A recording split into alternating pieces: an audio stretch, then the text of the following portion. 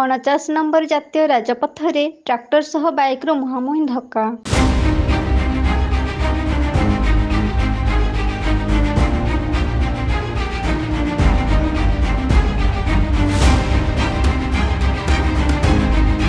କେନ୍ଦୁଝର ଜିଲ୍ଲା ଦେଇ ଯାଇଥିବା 49 ନମ୍ବର ଜାତୀୟ ରାଜପଥ ଖିରେଇଟାଙ୍ଗିରିଠାରେ ଟ୍ରାକ୍ଟର ସହିତ ବାଇକ୍ର ମୁହାଁମୁହିଁ ଧକ୍କା ହୋଇଯାଇଛି।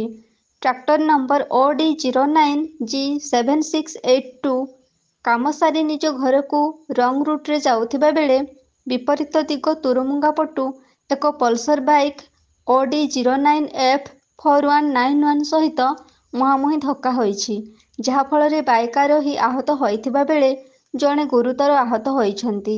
ସ୍ଥାନୀୟ ଲୋକଙ୍କ ସହାୟତାରେ ସଙ୍ଗେ ସଙ୍ଗେ ଟୋଲଗେଟ୍ ଆମ୍ବୁଲାନ୍ସ ଯୋଗେ ଆହତଙ୍କୁ କେନ୍ଦୁଝର ମୁଖ୍ୟ ଚିକିତ୍ସାଳୟକୁ ପଠାଯାଇଛି।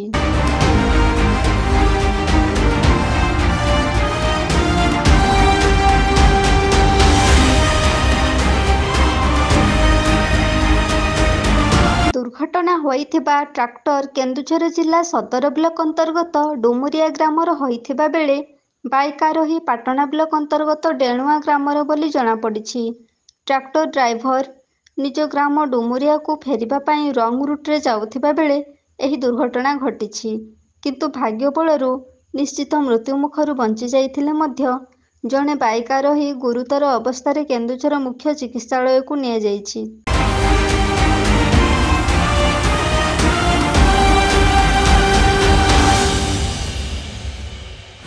ଟ୍ରାକ୍ଟର ଡ୍ରାଇଭର ଅଧିକ ମଦ ପିଇ ନିଶାସକ୍ତ ଅବସ୍ଥାରେ ଗାଡ଼ି ଚଲାଉଥିବା ଯୋଗୁଁ ଏହି ଦୁର୍ଘଟଣା ଘଟିଛି ବୋଲି ସ୍ପଷ୍ଟ ଜଣାପଡ଼ୁଛି। କାରଣ ଦୁର୍ଘଟଣା ଘଟି ସାରିବା ପରେ ମଧ୍ୟ ଟ୍ରାକ୍ଟର ଡ୍ରାଇଭର ନିଶା ଜୁଡୁବୁଡୁ ହୋଇ ରହିଥାଏ।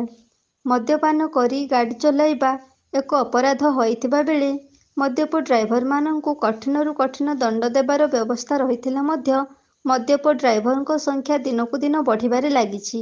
ତେଣୁ ପ୍ରଶାସନ ମଦ୍ୟପ ଡ୍ରାଇଭରଙ୍କ ପାଇଁ କଠୋର କାର୍ଯ୍ୟାନୁଷ୍ଠାନ ନେବା ଦରକାର ବୋଲି ସାଧାରଣରେ ଦାବି ରହୁଛି।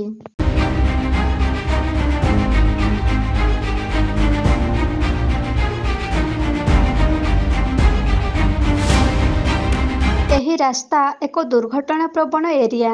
ପ୍ରତିଦିନ କିଛି ନା କିଛି ଦୁର୍ଘଟଣା ଏହି ରାସ୍ତାରେ ଘଟି ଚାଲିଛି, ଯାହାଫଳରେ ଏ ରାସ୍ତାରେ ଯିବା ଆସିବା କରିବା ସାଧାରଣ ଲୋକଙ୍କ ପାଇଁ ବିପଦପୂର୍ଣ୍ଣ।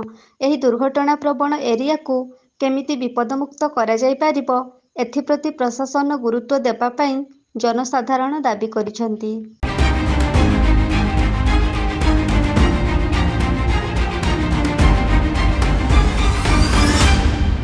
ପାଟଣାରୁ ଦେବାନନ୍ଦ ମହାନ୍ତଙ୍କ ରିପୋର୍ଟ, এবি ନ୍ୟୁଜ୍।